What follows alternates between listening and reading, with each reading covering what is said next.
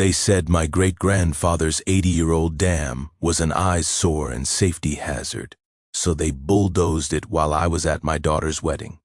I came home from Autumn's reception to find 80 years of hand-cut limestone blocks reduced to rubble, muddy water rushing wild, and the smell of diesel fumes hanging thick in the evening air. The controlled flow that had protected our neighborhood since 1943 destroyed in 4 hours by a woman who moved here from California 2 years ago. There stood Cordelia Blackthorne on her pristine deck, sipping what looked like champagne, watching raw creek water flood into her own subdivision's storm drains. The HOA notice taped to my mailbox, $12,000 in unpaid infrastructure fees for a dam that existed before her precious neighborhood was even a developer's fever dream. Here's what they don't teach you in HOA president school: water always wins. And I'm a retired Army Corps engineer who's about to give it some very specific directions. What would you do if petty officials destroyed something your family built with their own hands? Drop a comment with where you're watching from and tell me your worst HOA horror story. My name's Ezekiel Ironwood. Zeke to anyone who's earned the right to skip the formalities. Third-generation owner of 15 acres that my grandfather Jeremiah carved out of Missouri wilderness back when men solved problems with dynamite and determination instead of lawyers and homeowners associations. Jeremiah built our dam in 1943 with hand-cut limestone blocks and old-school German engineering. No mortar, just precisely fitted stones that had been holding back seasonal floods for 80 years. Every spring you could hear the gentle trickle of controlled water over those worn stones, smell the wet limestone mixed with wild mint growing along the banks, and feel the smooth texture of rocks polished by decades of patient water flow. I inherited more than property when Jeremiah passed. I got his stubborn streak and 23 years of Army Corps engineering experience.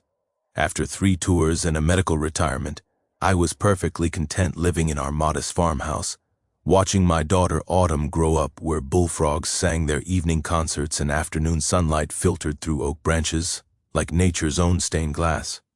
Then the developers came. Willowbrook Estates sprouted around us in 1995, like mushrooms after rain. Cookie-cutter houses for people who thought rustic charm was something you bought at Pottery Barn. Our creek became their water feature. Our flood control became their eyesore. Most neighbors were decent folks, but every subdivision needs its queen bee, and ours came with a California driver's license and the social skills of a particularly aggressive wasp. Enter Cordelia Blackthorne, former city planning assistant, current HOA president for 3 terms running, future migraine in designer clothing. She drove a white Tesla that never seemed to pick up road. Dust, maintained a yard so sterile it could double as a surgical suite, and had perfected the art of smiling while mentally calculating how much your backward local customs were costing her portfolio. The first shot came 2 months after Autumn's engagement. "Mr. Ironwood," she said, standing on my porch in jeans that probably cost more than my disability check, "we need to discuss your property's integration with community standards." Integration like I was defective software that needed updating. "Ma'am, my property was here before your community existed," I replied, watching her dismiss hand-carved porch posts with the same expression she'd used for roadkill. "That's precisely the problem." She produced a folder thick enough to stop bullets. "Your rustic infrastructure poses safety concerns. That dam especially, it's creating liability exposure. And frankly, Mr. Ironwood, some residents find your lifestyle incompatible with our investment protection." My lifestyle. Code for you people don't belong here. The smell of her expensive perfume couldn't quite mask the scent of premium grade and barely concealed contempt. I offered compromise. Regular inspections, minor maintenance, whatever, would keep the peace. But Cordelia had that predatory look people get when they've decided you're the nail and they're the hammer. Her first unfair act, she called Child Protective Services claiming my property was unsafe for children because Autumn still visited with her fiancé's kids. Anonymous tip of course, but the timing was surgical right during wedding planning. The harassment campaign had begun, and Cordelia had just declared war on 4 generations of my family. But she'd miscalculated one thing about retired military engineers.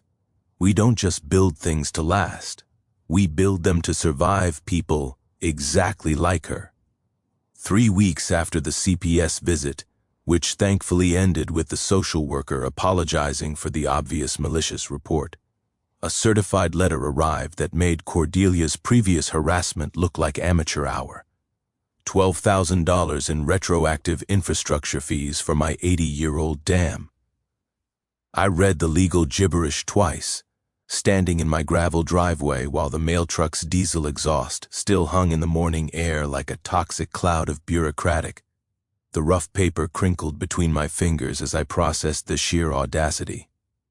According to HOA consultant Brantley Blackthorne, yes, you caught that last name, my dam was negatively impacting downstream water management systems and required immediate remediation assessment fees.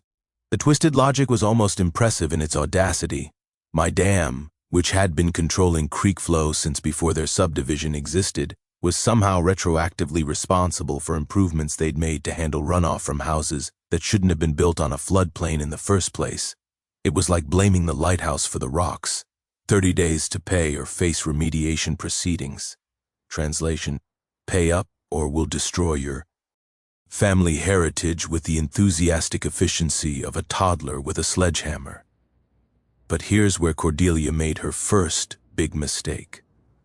I'm not just a retired engineer. I'm a paranoid retired engineer who believes in documentation. A quick Google search on Mr. Brantley Blackthorne revealed something my old Army Corps buddies had drilled into me. Always check professional credentials.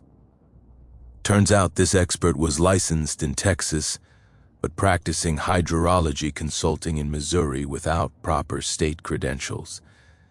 Back in my Corps days, we'd seen contractors try this shell game constantly, operate just outside their jurisdiction to avoid oversight and accountability. My sergeant used to say, always verify the license before you trust the expertise. And that advice had just saved me 12 grand and handed me a legal sledgehammer of my own. My counterpunch was swift, surgical, and extremely public. I filed complaints with the Missouri State Licensing Board about unlicensed practice, demanded itemized breakdowns of every alleged improvement the fees were supposed to cover, and requested HOA budget transparency at their monthly meeting in front of 63 residents who suddenly realized they'd been funding a personal vendetta. The smell of fresh coffee brewing during my late-night research sessions mixed with the satisfaction of watching Cordelia's airtight plan develop its first major leak. A simple license verification had just destroyed months of expensive legal groundwork. Sometimes the most effective weapons are the ones hiding in plain sight.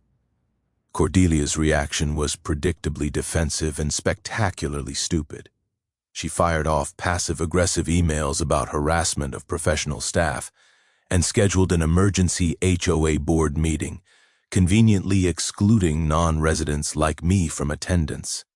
Because nothing says we're totally legitimate like secret meetings and defensive tantrums worthy of a reality TV show. But the damage was done and spreading like water through a cracked foundation. Longtime residents like Dalton Greystone, a retired teacher who'd lived here 30 years, started asking uncomfortable questions about why they were suddenly paying emergency assessments to fund legal battles they'd never voted on. Savannah Riverside, a widow on a fixed income, began showing up at my door with her own copies of suspicious HOA invoices and a growing suspicion that she'd been played. The community was fracturing along predictable lines, newer residents clutching their property value fears like life preservers, while old-timers quietly wondered when their neighborhood association had transformed into something that would make organized crime families blush with embarrassment at the amateur-hour corruption. Anonymous social media harassment ramped up with the sophistication of middle school bullies armed with fake accounts. Someone was spreading rumors about dangerous veterans and unstable dam infrastructure, the digital equivalent of throwing spaghetti tea a wall, and praying for marinara sauce to stick. The sound of my boots on gravel as I walked to check my mailbox each morning had become a daily reminder that this was far from over. But now those footsteps carried the confidence of someone who just landed the first real blow in what was shaping up to be a very educational war. Cordelia's response to my licensing board complaint arrived faster than a tax audit on lottery winners. Apparently nothing motivates HOA presidents quite like public embarrassment in front of people who actually pay their salary. Enter Piton and Associates, the kind of aggressive real estate law firm that makes ambulance chasers look dignified by comparison. Their letterhead was thick enough to armor a tank, and their first certified letter hit my mailbox with all the subtlety of a freight train carrying bad news and overpriced legal fees. The new claim, my dam created catastrophic liability exposure for the HOA, and I needed professional liability insurance or immediate removal proceedings would commence. The letter smelled like expensive cologne and pure desperation. Apparently, when your fake expert gets his license yanked, the next move is hiring real lawyers to make the same fake arguments with fancier vocabulary. But here's where my engineering background proved invaluable again. During my core days, I'd learned that the most dangerous opponent isn't the one screaming threats. It's the one quietly building a better mousetrap. So while Cordelia was carpet bombing my mailbox with legal intimidation, I was doing what engineers do best: systematic problem solving and meticulous documentation. The pressure campaign escalated with the efficiency of a military operation. Daily certified letters arrived like clockwork, each one ratcheting up the language and compressing the deadlines. County inspectors began materializing at inconvenient hours, always responding to anonymous safety concerns that read like Cordelia's greatest hits album. The local newspaper received a concerned citizen letter about aging infrastructure dangers, written in prose so overwrought it belonged in a soap opera script. Then, while sorting through the legal avalanche one evening, I discovered something that made my coffee taste bitter with irony. The sound of rustling documents had become my evening soundtrack.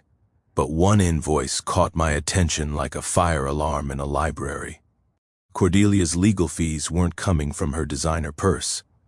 They were being funded through emergency assessments levied on every HOA resident, including the very people she claimed to be protecting from my dangerous dam.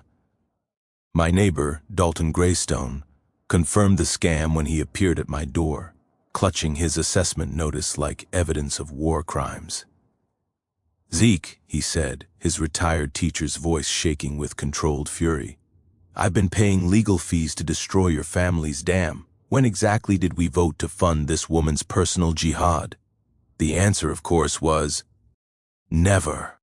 Cordelia had been operating like a dictator with a homeowners association, using community funds to finance personal vendettas. In my military experience, we had a technical term for officers who abused their authority for personal gain. We called them candidates for court-martial.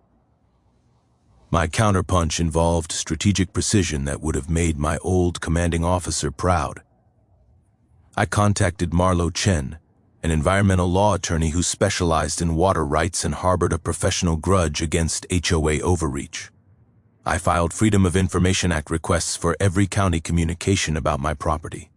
Most importantly, I began documenting each HOA bylaw violation with the methodical thoroughness of someone building a federal case, because that's exactly what this was becoming. The legal discovery revealed what I'd suspected. The HOA had never properly incorporated authority over pre-existing properties. Cordelia had been issuing orders with all the legal validity of a mall security guard trying to arrest federal agents. Multiple board decisions violated Missouri's sunshine law requirements, and her emergency assessments had about as much legitimacy as a $3 bill printed on toilet paper. From dealing with military bureaucracy, I'd learned that organizations operating on questionable authority absolutely hate having their power challenged in well-lit public forums by people who've actually read the relevant laws. Community response was swift and deeply satisfying. Dalton started attending every HOA meeting armed with pointed questions about financial transparency. Savannah Riverside, that sweet widow who'd been quietly paying assessments she couldn't afford, began organizing other fixed-income residents who'd suddenly realized they were bankrolling someone else's power trip. Clandestine meetings convened in my kitchen, where the aroma of strong coffee mixed with the quiet determination of people who'd finally recognized they'd been systematically conned. We called ourselves concerned residents, but we were really a support group for victims of HOA financial abuse. Cordelia's desperation became obvious when she issued a 48-hour emergency abatement notice, claiming sudden dam inspection had revealed catastrophic structural deficiencies requiring immediate demolition. The timing was surgically precise, scheduled for Autumn's wedding weekend when family obligations would supposedly prevent me from interfering. But Cordelia had made one critical miscalculation about retired military engineers. She assumed I'd choose my daughter's happiness over my family's 80-year legacy. She was about to discover that engineers don't just build structures to withstand natural disasters.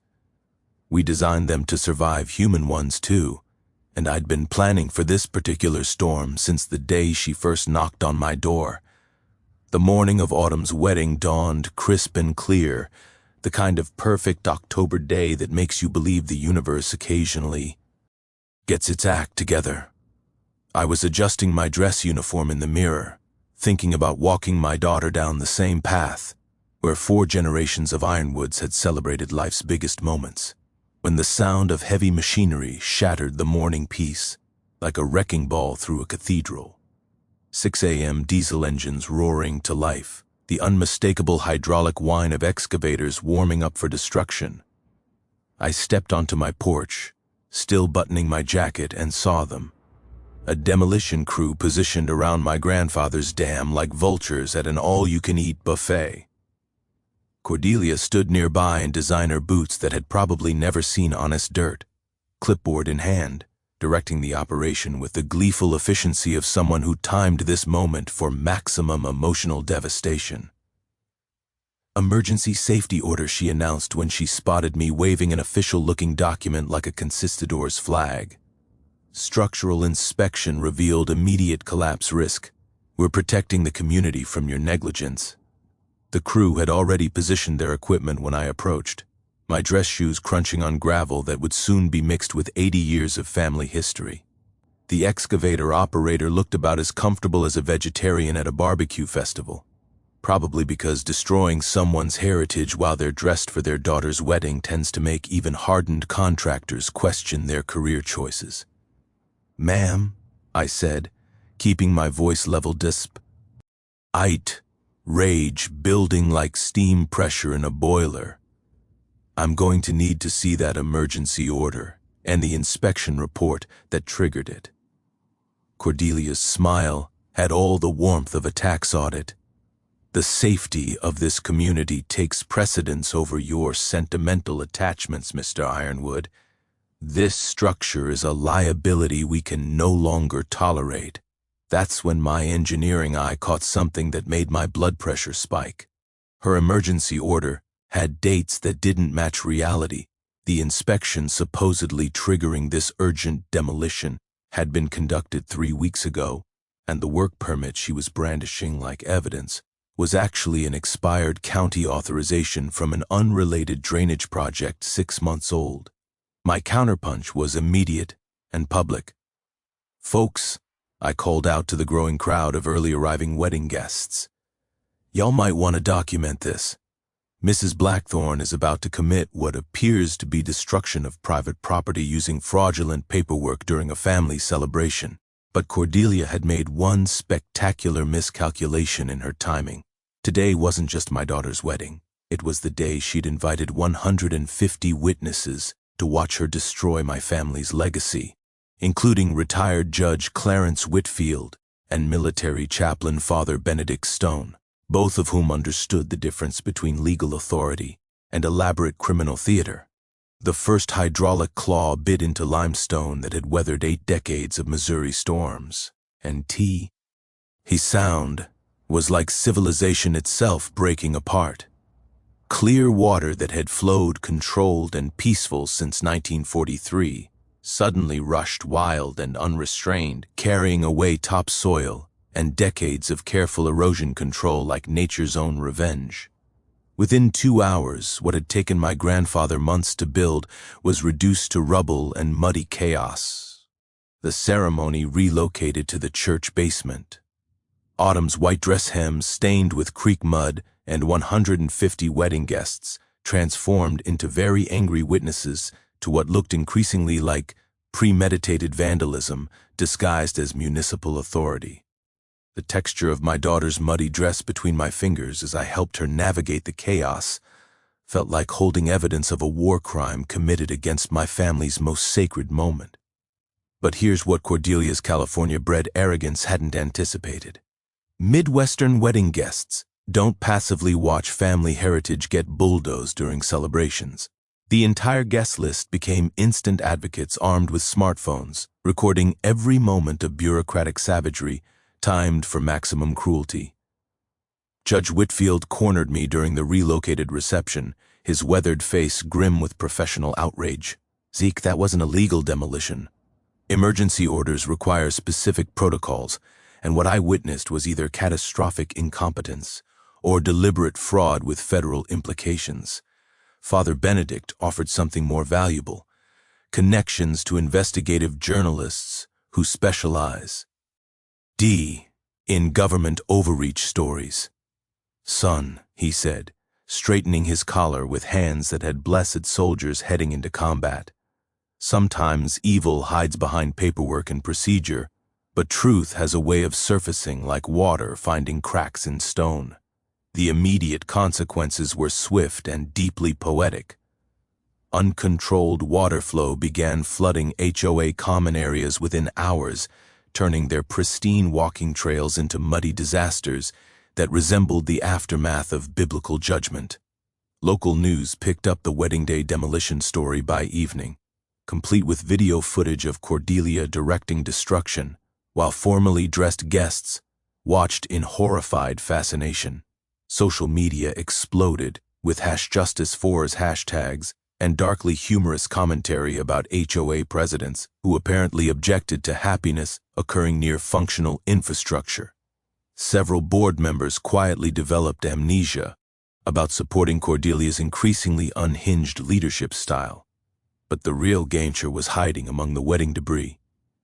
As we cleaned up the next morning, wind-blown documents from the flooding had scattered across my property, including water-damaged HOA financial records that had literally blown from Cordelia's yard during the chaos her own destruction had unleashed.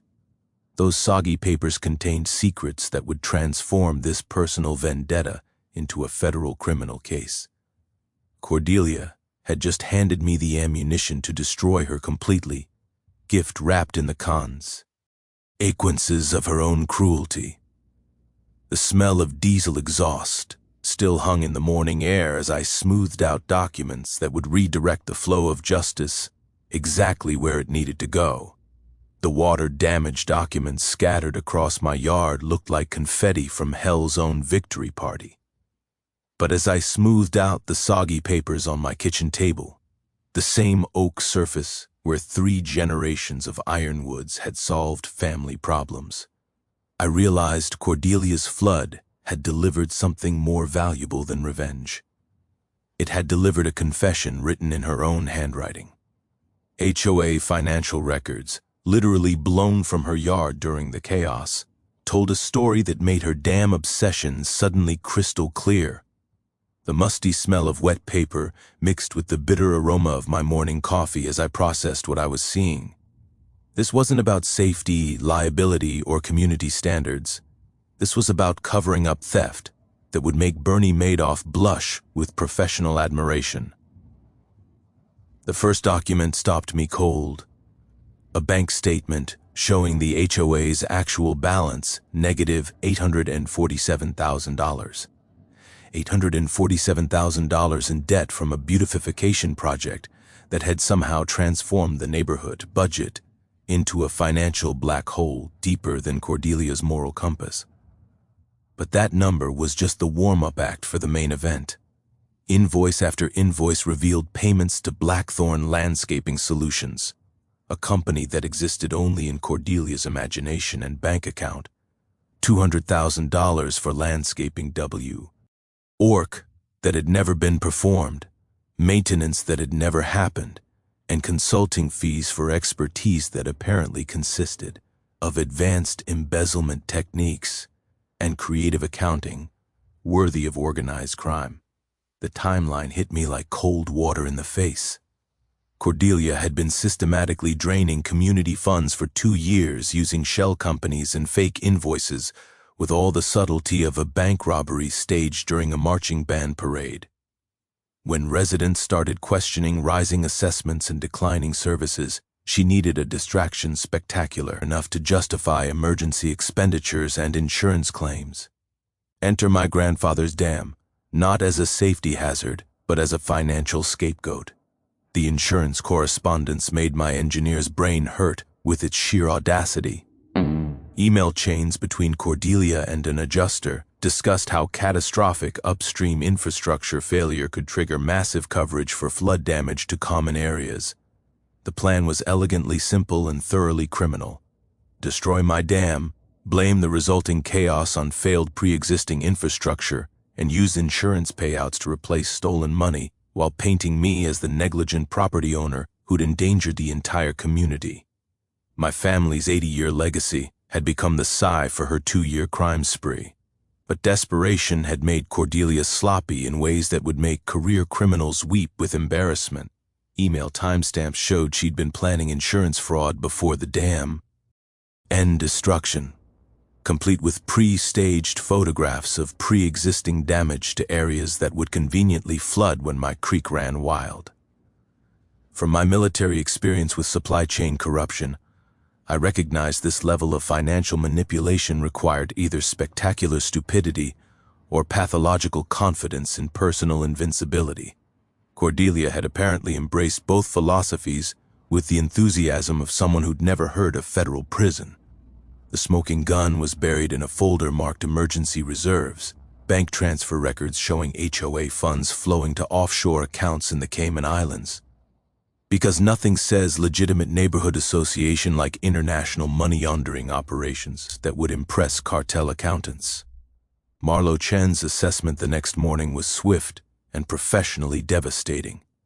Zeke, she said, spreading the evidence across her conference table like evidence from a federal task force. This isn't simple embezzlement.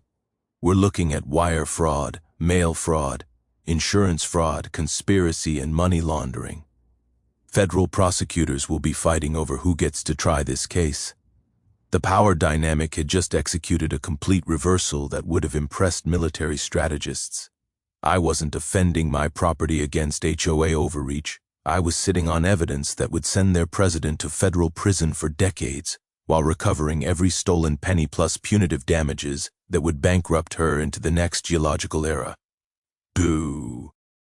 Timing would determine whether we caught a thief or just scared away a flight risk. Exposing Cordelia immediately might trigger evidence destruction or an express flight to non-extradition countries.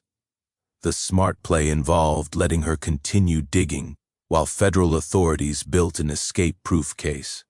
Judge Whitfield's federal connections proved invaluable for coordinating the investigation without alerting our target. Son, he said, reviewing evidence with clinical precision honed by decades of judicial experience.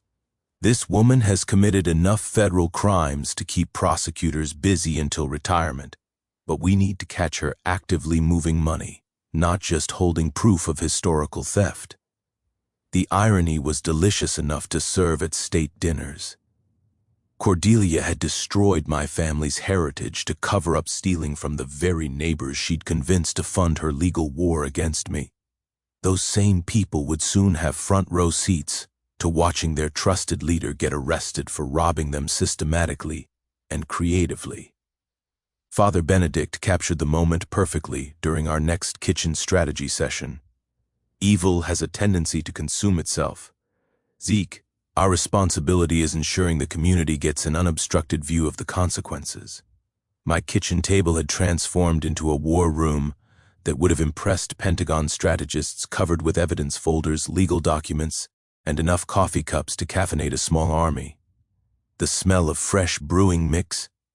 Ed, with the satisfaction of watching a plan come together with the precision of Swiss clockwork, operated by very angry engineers. The team assembled around that oak table represented everything Cordelia had catastrophically underestimated about small-town networks and military precision planning. Marlo Chen brought environmental law expertise and a personal vendetta against HOA corruption that burned hotter than asphalt in August. Judge Clarence Whitfield contributed federal connections and 4 decades of legal strategy refined by watching criminals who thought they were smarter than the Constitution. Father Benedict offered community organizing skills and the kind of moral authority that makes people confess sins they'd forgotten committing. Our resident intelligence network consisted of some impressively motivated neighbors. Dalton Greystone had access to HOA meeting minutes and the observational skills of someone who'd survived 30 years of middle school politics. Savannah Riverside tracked financial irregularities with spreadsheet precision that would make IRS auditors weep with professional envy. Preston Ashworth, the former board member who'd quit in disgust, had kept copies of everything because he'd seen this disaster coming from 3 fiscal years away. Marlo mapped out our legal strategy like a general planning D-Day, but with better coffee and significantly more righteous anger. We document every HOA bylaw violation while preparing criminal referrals for embezzlement, tea, and fraud. Civil suits for property destruction would run parallel to challenges against the HOA's fundamental authority over pre-existing properties. From my core days, I remembered that effective attacks hit multiple targets simultaneously. When you're flanked from 6 directions, everything becomes indefensible. Judge Whitfield's forensic accounting contact agreed to audit HOA books with the enthusiasm of someone who specialized in finding money hidden by people who thought they were cleverer than mathematics. His FBI connection would investigate insurance fraud with federal resources and subpoena power that could pierce corporate veils like tissue paper. We'd request asset freezes to prevent further theft while preparing resident class action suits for those illegal assessments that had funded Cordelia's personal legal war. Father Benedict's investigative journalist contacts practically salivated over the story. Bureaucratic corruption, veteran family targeted, community funds stolen, wedding day destruction. The media package wrote itself. Small-town David versus Goliath, except Goliath was embezzling money, and David had federal law enforcement backing his slingshot. Meanwhile, our neighborhood intelligence network operated with efficiency that would have impressed CIA handlers. Dalton's daily dog walks conveniently pasted Cordelia's house, documenting suspicious contractor visits and luxury purchases that seemed remarkably inconsistent with her claims of HOA finance. Difficulties. The man could identify irregular spending patterns from 3 blocks away, which was either impressive investigative instinct or the natural result of decades spent managing school budgets. Savannah tracked every assessment notice and expenditure with spreadsheet precision that revealed patterns invisible to casual observation. Preston photographed evidence being removed from HOA offices during routine maintenance that looked suspiciously like systematic document destruction performed by people who'd never heard of obstruction of justice charges. We organized like a neighborhood watch program, crossed with a federal task force, sharing intelligence through encrypted group texts and weekly coffee meetings that appeared completely innocent to outside observers. The beauty of small-town operations.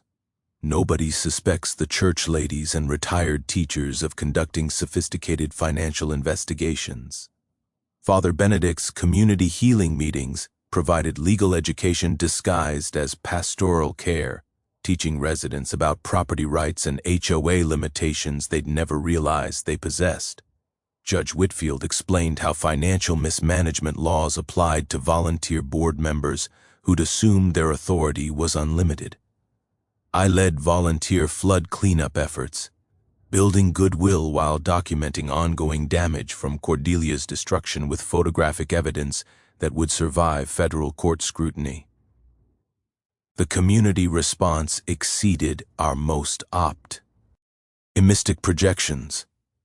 People who'd been afraid to question authority discovered courage in numbers, and residents who felt isolated realized they weren't alone in their suspicions about HOA financial management. Nothing builds solidarity quite like discovering you've all been systematically conned by the same person. Cordelia's reaction to our methodical approach was predictably paranoid and spectacularly counterproductive. Security cameras sprouted around her property like technological mushrooms after rain. She stopped attending public meetings, sending proxies with talking points that sounded increasingly desperate and legally problematic. Bank records showed asset transfers to offshore accounts accelerating, exactly what federal investigators needed to document active money laundering in real time. My property became the secure document storage facility, organized with military precision that would have made supply sergeants proud. Digital copies lived at Marlowe's law firm under attorney-client privilege. Physical evidence went into Judge Whitfield's personal safe with chain of custody documentation that could satisfy Supreme Court evidence requirements. Every document was photographed, every transaction traced, every communication recorded with legal precision that transformed amateur hour neighborhood corruption into federal felony charges backed by evidence that could survive appellate review. The sound of my printer humming late into the night became the soundtrack of justice being methodically assembled, one damning document at a time. From military logistics experience, I knew the critical details that would seal this case. HOA board members faced personal liability for financial mismanagement, information that would motivate cooperation when federal investigators started asking pointed questions. Property destruction required both criminal prosecution and civil recovery to ensure complete accountability. Insurance fraud carried 10-year federal sentences that made plea bargaining very attractive for anyone smart enough to realize their position was hopeless. Our preparation was reaching critical mass with federal authorities coordinating arrest timing while we maintained community education and evidence preservation. Cordelia had no idea that every day she delayed surrender was another day of evidence accumulation that would make her eventual sentence exponentially worse. The creek kept flowing over the rubble of my grandfather's dam, carrying the promise that justice flows toward those who forget that water always finds the lowest point. And in this case, that was going to be a federal courthouse with very uncomfortable seating. Cordelia's discovery that her missing financial documents had blown straight into enemy hands triggered a meltdown that transformed months of calculated harassment into weeks of increasingly desperate criminal activity. Her first move proved that panic destroys judgment faster than water erodes limestone. She broke into my property at 2 a.m, searching for documents that were already safely locked away. My trail cameras captured every moment of her amateur burglary attempt, including the 5 minutes she spent cursing at my garden hose after tripping over it like some kind of vengeful yoga instructor. The footage was simultaneously hilarious and disturbing. Cordelia in designer athleisure gear, wielding a flashlight while attempting stealth operations that would have embarrassed drunk teenagers. But watching someone desperate enough to commit felonies on camera tends to kill the comedy pretty quickly. Her sabotage campaign escalated with all the subtlety of a marching band practicing in a library. Social media posts appeared questioning my mental stability and spreading rumors about dangerous veteran behavior that read like they'd been written by someone whose entire knowledge of military service came from action movies and political attack ads. The harassment crossed every line civilized society pretends exists. anonymous complaints to the VA questioning my disability benefits, false reports to child services claiming unsafe environment for grandchildren who visited maybe twice a month. She even attempted to challenge Autumn's marriage license, claiming fraudulent venue because the ceremony had been relocated due to her own destructive actions. But Cordelia's desperation produced one gift that perfectly illustrated how panic makes smart people do impossibly stupid things. She hired a private investigator to find dirt on our coalition members, someone named Roland Grimm, who asked very professional questions about our conspiracy against community leadership. What Cordelia didn't realize was that Roland Grimm was FBI agent Roland Grimm, already investigating HOA financial crimes when she'd essentially paid federal law enforcement to strengthen their case against her. Sometimes irony is so perfect it feels like divine intervention with a sense of humor. My counterpunch involved the kind of methodical documentation that drives desperate criminals toward increasingly reckless behavior. Every harassment attempt was recorded, photographed, and filed with appropriate authorities. Trail cam footage of her breaking and entering went to local police and federal investigators. Her social media rants were preserved like evidence in a museum dedicated to self-incrimination. The community response was swift and decisive. Residents who'd been neutral about our troublemaking suddenly realized that someone willing to break into neighbors' homes and file false reports against veterans might not represent ideal community leadership. Several HOA board members resigned rather than risk legal exposure for enabling escalating criminal behavior. Local news coverage was less flattering than Cordelia had probably anticipated when she'd first courted media attention. HOA president's public breakdown made for compelling television, complete with security footage and social media screenshots that painted an unflattering portrait of suburban authority gone completely off the rails. The bribery attempt happened at Murphy's coffee shop on Main Street, where Cordelia arrived with the desperate confidence of someone who'd confused criminal conspiracy with business negotiation. "Mr. Ironwood," she said, sliding an envelope across the scarred wooden table like we were conducting some kind of spy movie transaction. "I believe we can resolve this unfortunate misunderstanding. $500,000 for those documents, and we can all move forward from this regrettable situation." The smell of fresh coffee mixed with her expensive perfume and the unmistakable scent of pure desperation as she offered to purchase evidence of her own crimes with money that almost certainly belonged to the neighbors she'd been systematically robbing. What made the moment particularly satisfying was the recording device Agent Grimm had suggested I carry, because apparently desperate criminals often provide better evidence than trained investigators can gather through months of surveillance. The quality of her recorded confession would have impressed federal prosecutors who specialized in financial crime cases. Agent Grimm later told me that Cordelia had inadvertently committed 3 additional federal crimes during our 15-minute coffee meeting, including bribery, attempted obstruction of justice, and conspiracy to commit evidence tampering. Professional criminals spend years learning to avoid such efficient self-incrimination.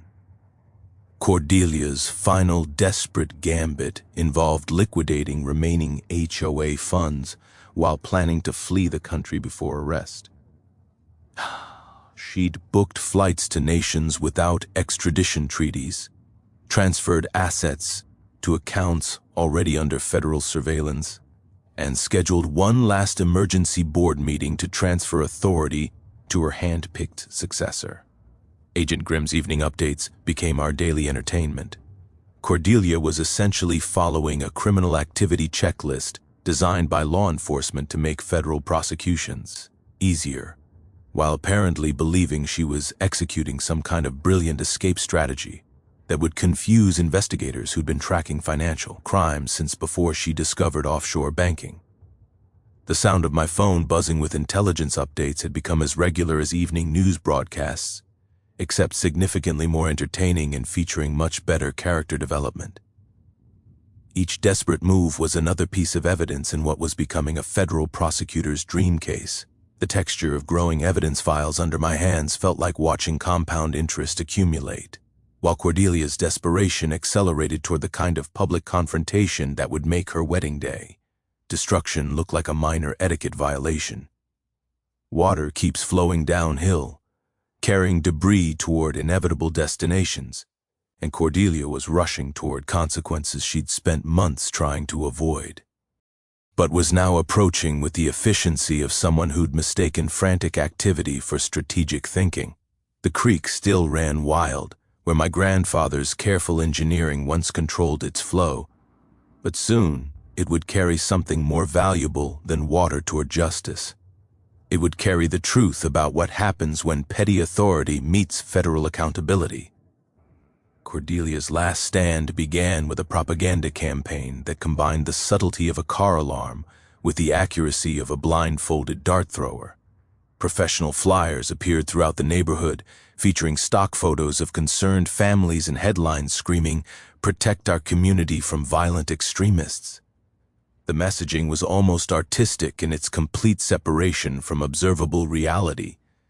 According to Cordelia's alternate universe, I was leading a dangerous militia group of radicalized veterans and disgruntled residents who posed an immediate threat to family safety and property values.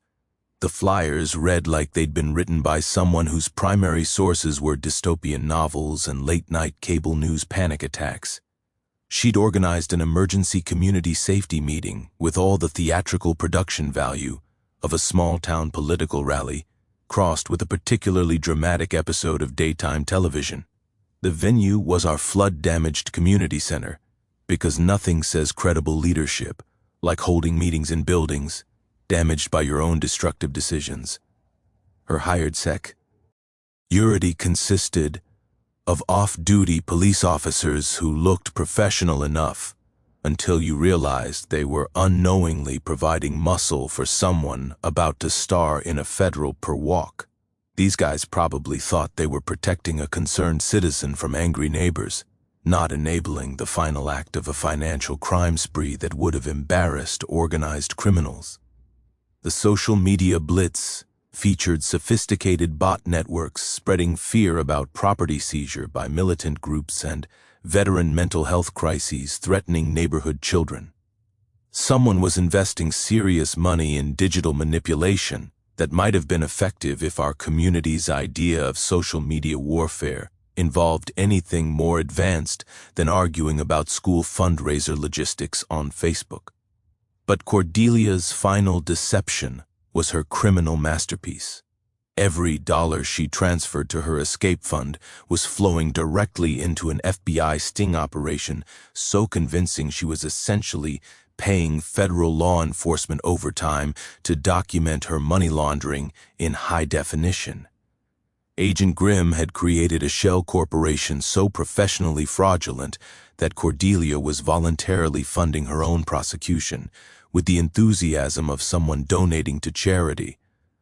The technical beauty was mesmerizing to observe.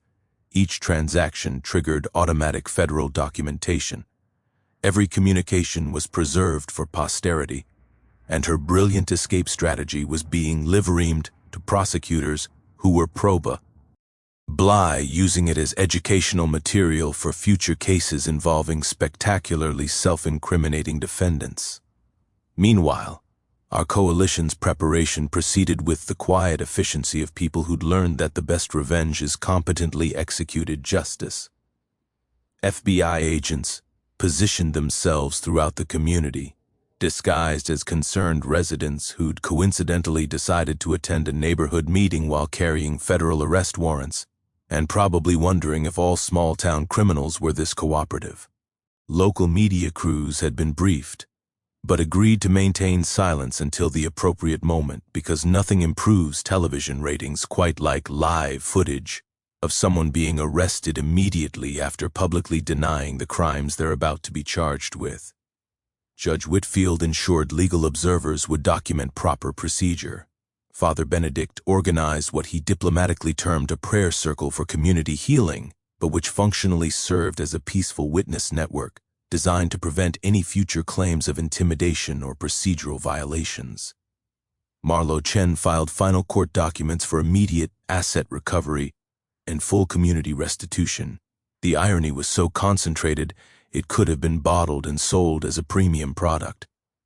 Cordelia had scheduled her propaganda performance in a building damaged by flooding she'd caused, funded by money she'd stolen, while addressing residents she'd systematically deceived, surrounded by federal agents she'd accidentally hired to investigate her crimes. Her arrival was choreographed with dramatic flair, usually reserved for political campaigns or particularly ambitious reality television. She emerged from a rented Bentley, almost certainly financed with embezzled community funds, wearing an outfit that projected authority she'd never legally possessed, and confidence that would have been inspiring if it hadn't been so completely misplaced. The private security detail looked impressively professional until you considered they were essentially escorting their client to her own arrest ceremony. These officers had no idea they were providing protective services for someone whose evening plans included federal custody and a very uncomfortable conversation about constitutional rights. Cordelia's prepared speech focused on protecting community investment from dangerous elements and maintaining property values against extremist threats. She planned to deliver this performance while standing on a stage surrounded by water damage caused by her own vandalism, denouncing people whose money she'd stolen, while federal agents she'd unknowingly funded took notes for her criminal trial.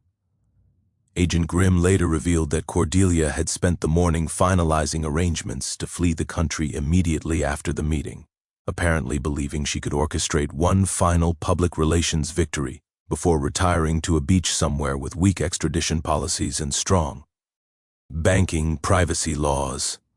Her optimism was either deeply inspiring or profoundly disturbing, depending on your perspective regarding criminal psychology. Community division was visible as residents entered the damaged building. Newer homeowners clutched propaganda materials, genuinely concerned about safety issues they didn't understand. Long-term residents carried photographs of flood damage and copies of suspicious assessment notices representing years of accumulated frustration, finally approaching resolution. Children's drawings of my grandfather's dam still decorated the walls, artwork created during school visits before Cordelia's destruction, showing clear water flowing peacefully through limestone channels that no longer existed. The contrast between innocent memories and present chaos provided visual testimony to what her community improvement efforts had actually accomplished. The smell of mildew from uncontrolled flooding mixed with nervous anticipation as people filled folding chairs arranged for what would become a live demonstration of how federal justice handles small-town financial crimes. Sometimes the universe provides entertainment so perfectly scripted, it feels like divine comedy, written by someone with access to surveillance footage and a particularly dark sense of humor. The Willowbrook Community Center had never hosted anything quite like Cordelia's final performance. 200 residents packed into a space that smelled like mildew and broken dreams, while camera crews positioned equipment with the practiced efficiency of people who specialized in documenting spectacular public failures. Cordelia made her entrance with the confidence of someone who'd confused delusion with strategy. Flanked by security guards who looked increasingly uncomfortable as they noticed the unusual number of concerned residents wearing suits and speaking into concealed microphones. Her designer outfit projected authority she'd never possessed, funded by money she'd never earned for a community she'd systematically betrayed. The PowerPoint presentation was a masterpiece of projection and misdirection. Slide after slide depicted dangerous veterans and property value threats while completely ignoring the water stains covering the walls around her. Visual evidence of the flooding her own actions had caused. She spoke about financial responsibility while federal agents she'd unknowingly hired sat in the audience taking notes on crimes she was about to confess to on live television. "Ladies and gentlemen," Cordelia began, her voice carrying the practiced authority of someone who'd spent years convincing people that theft was community improvement. We face an unprecedented threat to our neighborhood safety and investment security. Extremist elements have infiltrated our community, spreading dangerous lies about our financial management while threatening the very foundations of property value protection. The audience reaction split along predictable lines. Newer beer. Sidens clutched their propaganda flyers, nodding along with rhetoric that painted their neighbors as domestic terrorists. Long-term residents sat quietly, many holding photographs of flood damage and copies of the assessment notices that had funded this elaborate charade. My coalition occupied the front row with the calm confidence of people who'd spent weeks preparing for this moment. Dalton, Savannah, and Preston sat like poker players holding royal flushes, waiting for the right moment to reveal their cards. Judge Whitfield observed from the side, taking notes with the methodical precision of someone documenting evidence for future legal proceedings. Cordelia's fatal mistake came 20 minutes into her presentation when overconfidence transformed careful lies into brazen admissions. "I personally authorized the removal of that dangerous dam structure," she declared, gesturing dramatically towards slides showing my property. "Because community safety takes precedence over sentimental attachments to outdated infrastructure." The admission of destruction of private property was recorded by multiple cameras and witnessed by 200 residents. But Cordelia was just getting started with her self-incrimination tour. "The HOA exercises full authority over all neighborhood properties," she continued, apparently forgetting that half her audience consisted of people whose property predated her organization by decades. "And we will take whatever legal action necessary to protect our community. Troublemakers who spread lies about our financial management." That's when I stood up, approaching the microphone with the unhurried pace of someone who'd been waiting months for this exact moment. "Mrs. Blackthorne," I said, my voice carrying clearly through the damaged room, "thank you for confessing to destruction of private property on camera and in front of 200 witnesses. Now let's talk about something really interesting, like the $847,000 in HOA debt you've been hiding from these residents." The silence that followed was so complete, you could have heard a pin drop in the next county. "And the $200,000 you've stolen from your neighbors' pockets through fake invoices to shell companies you control," I continued, pulling out the water damage documents that had started this entire investigation. "Should we discuss that on camera, or would you prefer to wait for the federal agents to read you your rights?" Cordelia's face went through a color transition that would have impressed chameleons as the implications hit her like a freight train carrying federal arrest warrants. "Those are lies," she screamed, abandoning all pretense of dignity. "Stop spreading malicious falsehoods. Security, remove these troublemakers." But her security detail had noticed something she'd missed: the unusually large number of residents displaying federal badges and looking very interested in her response to accusations of financial crimes. Agent Grimm stepped forward with the casual confidence of someone who'd been waiting all evening for his cue. "Mrs. Cordelia Blackthorne, you're under arrest for wire fraud, mail fraud, money laundering, embezzlement, and conspiracy to commit insurance fraud." The sound of handcuffs clicking closed echoed through the sudden silence like the final note of a very expensive symphony. Cordelia's demands to stop this conspiracy and protests about veteran extremists were drowned out by the Miranda warning being read in the patient voice of someone who'd performed this procedure many times before. The community's reaction was immediate and deeply satisfying. Spontaneous applause erupted from residents who'd finally watched justice arrive with handcuffs and federal badges. Tears flowed from elderly neighbors who'd watched their savings disappear into Cordelia's personal accounts. Children asked parents why the mean lady was crying while police officers explained constitutional rights. Local news cameras captured every moment as Cordelia was escorted from the building she damaged past residents she'd stolen from toward a federal courthouse where financial crimes were treated with the seriousness they deserved.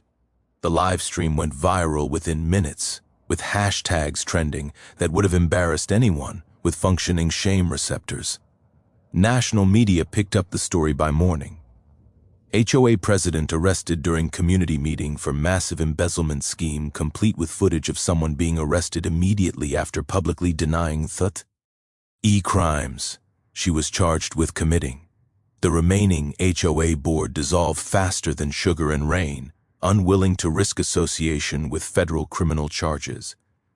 Community members voted unanimously to create a resident-controlled neighborhood association based on transparency, accountability, and the revolutionary concept that stealing from your neighbors was morally and legally problematic. Agent Grimm later told me that Cordelia had managed to commit 3 additional federal crimes during her final speech, including perjury, obstruction of justice, and making false statements to federal officers who'd identified themselves before the meeting began. The creek outside still ran wild where my grandfather's engineering once controlled its flow. But inside that damaged building, justice had finally found its proper course towards someone who'd forgotten that water always seeks the lowest point, and federal courtrooms tend to be very low indeed. Justice moved swiftly once federal prosecutors had Cordelia's recorded confessions, documented money transfers, and enough evidence to fill a small library dedicated to creative financial crimes. She pleaded guilty to avoid a 15-year sentence that would have made her eligible for Social Security upon release, receiving 5 years in federal prison, complete asset forfeit, and a restitution order that would follow her like a particularly persistent creditor for the rest of her natural life. The $2.1 million recovery exceeded even our most optimistic projections. Apparently, Cordelia had been more thorough in her theft than anyone realized, including offshore accounts that federal investigators traced with the enthusiasm of treasure hunters armed with subpoena power. Every stolen dollar returned to the community, plus punitive damages that transformed our neighborhood association from bankrupt to better funded than most small-town governments. My personal settlement for property destruction and emotional damages came to $500,000, which felt less like compensation and more like cosmic irony with a very expensive price tag. But money couldn't rebuild 80 years of family heritage. That would require something more valuable than cash. The dam restoration became a community project that would have made my grandfather proud. Combining his original limestone with modern engineering that included fish ladders, walking trails, and educational signage, explaining how proper water management protects neighborhoods from the kind of flooding that had damaged our community center. Volunteer labor from neighbors reduced costs while building relationships that turned former strangers into something resembling an actual community. Autumn and her husband moved into the renovated farmhouse that spring, making me a grandfather to children who would learn to fish in waters their great-great-grandfather had controlled with hand-cut stone and patient engineering. The sound of young voices echoing across water that flowed and controlled felt like the best possible ending to a story that had started with destruction and spite. The Willowbrook Neighbors Association replaced the HOA with democratic voting, transparent budgets, and monthly potluck meetings that actually brought people together instead of driving them apart. Property values increased when potential buyers realized they could purchase homes in a community run by residents instead of aspiring dictators with access to legal fees and offshore banking. We established the Ironwood Veterans Foundation for PTSD counseling, using Cordelia's restitution payments to provide services for military families dealing with the kind of bureaucratic harassment that had nearly destroyed mine. The irony of using her stolen money to help veterans she'd tried to demonize felt like justice with a sense of humor that appreciated long-term planning. The Willowbrook Environmental Education Center opened near the restored dam, where local schools bring children to learn about water management, community cooperation, and why financial transparency matters in democratic institutions. Teacher-led field trips include hands-on lessons about engineering, environmental protection, and how ordinary citizens can fight corruption when they work together with proper documentation and federal assistance. Our annual Freedom from HOA Festival celebrates community independence with food trucks, live music, and educational booths about legal rights that most homeowners never realize they possess. Local attorneys provide free consultations about association bylaws, state oversight requirements, and when HOA authority crosses into criminal territory that requires federal attention. The Scholarship Fund helps young veterans pursue education in engineering, law, and public administration, fields where understanding how systems work prevents the kind of abuse that Cordelia had practiced with such spectacular criminal creativity. Recipients learn that the best defense against corruption is citizens who understand their rights and aren't afraid to document violations with legal precision. Father Benedict's community organizing efforts spread beyond our neighborhood, helping other subdivisions identify financial irregularities and challenge illegal assessments. His network of pastoral care meetings provided cover for legal education that transformed confused homeowners into informed citizens capable of asking uncomfortable questions about budget transparency and fiduciary responsibility. Judge Whitfield became our unofficial legal advisor, teaching residents about sunshine laws, financial oversight requirements, and how to request the kind of documentation that makes embezzlement difficult to hide from federal investigators. His monthly workshops attracted audiences from surrounding town, ties who'd heard about our successful resistance to HOA overreach. Marlo Chen established herself as the region's leading expert on community legal rights, representing neighborhoods across Missouri in